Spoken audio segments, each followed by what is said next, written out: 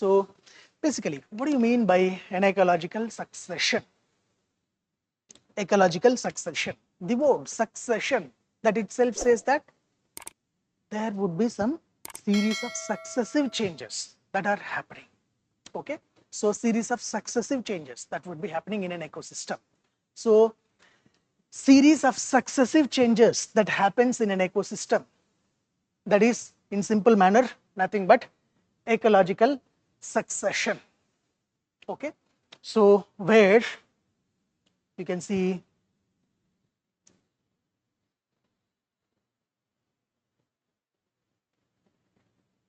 in an ecosystem, if you see, there would be series of changes that might be occurring.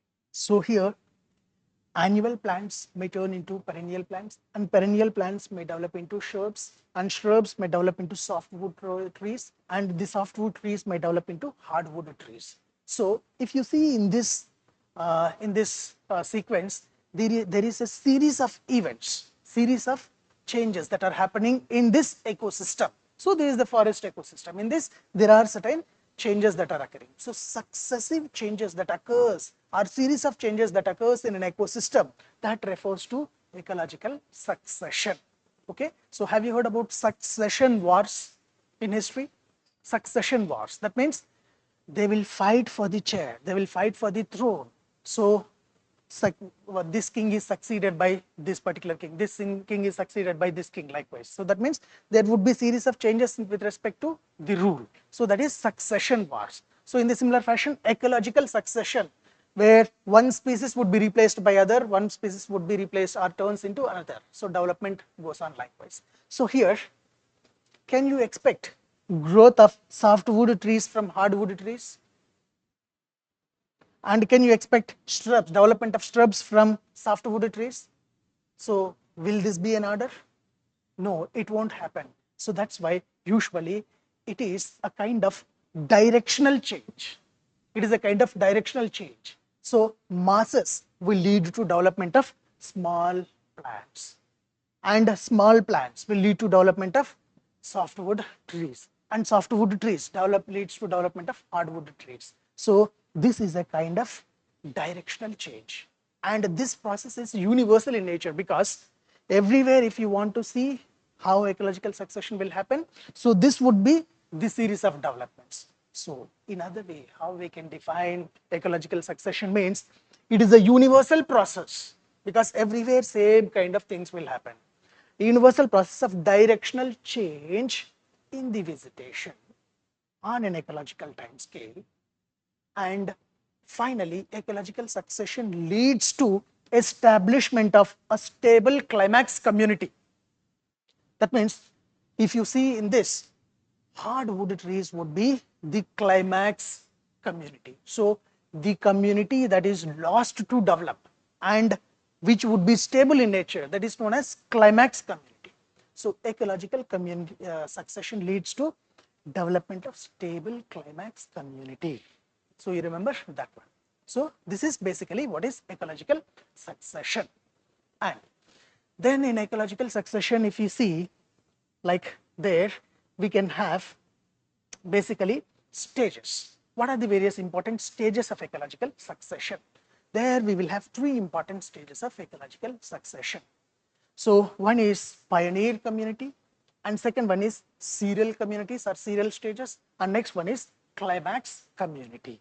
Okay, and here you see in this image, now there is there was a forest fire, and after the forest fire, entire living organisms, either plants and organisms, they are present in that forest, has extincted, assume likewise. And now here life has again started.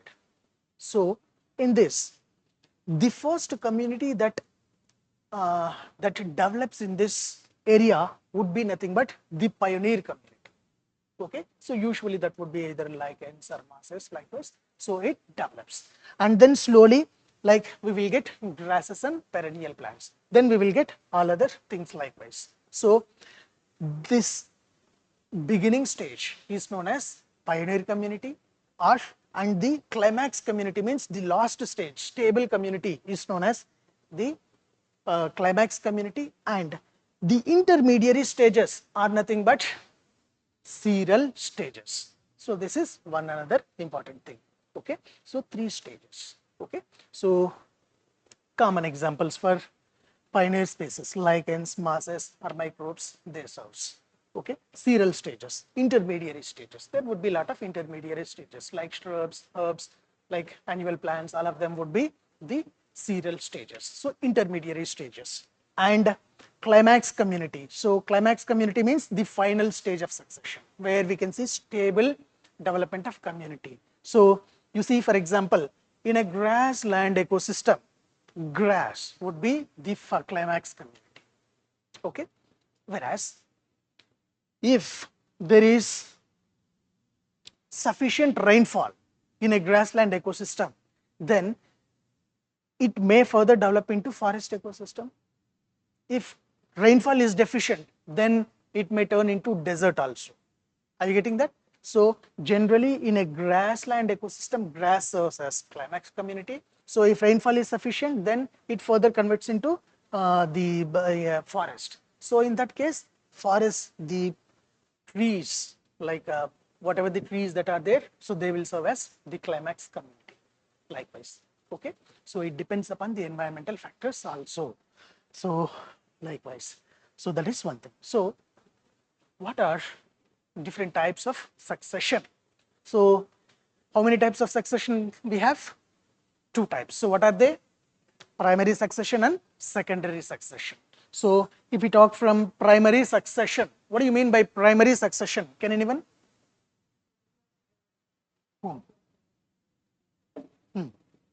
So primary succession means development of or gradual establishment of biotic communities on a lifeless ground. You remember this as the key word. On a lifeless ground, where life was not existing prior to this. So if there is establishment of any biotic communities on a lifeless ground, so then that kind of succession is known as primary succession. Okay, now take up an example. So assume there is a bare rock. On this bare rock, there is a colonies of lichens and mosses are growing. And after this development of these lichens and mosses, then we can expect the development of some grasses. Likewise, from grasses we can expect the development of slowly other species. So likewise, here there was no life on this ground. Now we had biotic community has been developed over here. So that is an example for primary succession. Okay, can you able to remember that? So that is one thing. And if it is that, so then what are the various stages in it? We will have pioneer species, we will have the serial stages, and we will have climax communities. So in this, like on a bare rock, what are the pioneer species? They can be lichens or very small mosses or such kind of things. Okay, so in intermediary stages, so grasslands or grasses, shrubs, herbs, all those things would be likewise. So climax community, likewise primary succession will happen. Okay, so then what is a secondary succession? Secondary succession means what? Secondary succession means the name itself, it is talking about secondary. That means prior to some time, life used to exist in that particular place. Now assume that there was a forest and there was a forest fire. Now entire life got vanished, and on that particular place, if life or biotic community develops, that kind of succession is nothing but secondary succession. Okay, so where life used to present, now it is not there. Okay, so you see, for example, this was the example. So forest was there, and in a particular time, like assume that forest fire has occurred, and after the forest fire, now entire life got vanished, and again life has started in this particular area. So this kind of succession where life used to be existed and again it is being developed means it is known as secondary succession. Can you able to differentiate between primary and secondary? So that is one thing. So this is how it will happen. Okay. Now, is there any possibility that here life will grow by let's say the living inhabitant of that particular place, like let's say there was forest and a forest fire. After that forest fire, so some species like some animals or some any other insects, or they might be present in that particular place. They may bring some seeds from or some things from outside, and they may drop. So if the succession has been brought up by living inhabitant of that community, then that is known as autogenic succession. Auto means self, genic means production. So autogenic succession means succession brought about by the inhabitants of that community itself. So then that would be known as autogenic. Okay. And allogenic means the succession brought about by the outside forces, like let's say wind, water. Wind, due to flow of wind, can we expect like seeds or the pollens, or they may come to another place, and due to that can we expect the again flourishing up of the community? Or think about water, so there might be flood or rainwater that may flood this region. So due to this, while on the way, can it carry some sort of life? So there is every possibility. So it may bring such kind of things. So succession that has been brought out by outside forces is known as allogenic, means other. Allo means other. Okay, likewise. And autotropic succession. Autotropes means generally green plants, isn't it? So autotropic succession means those type of succession in which autotropes will dominate.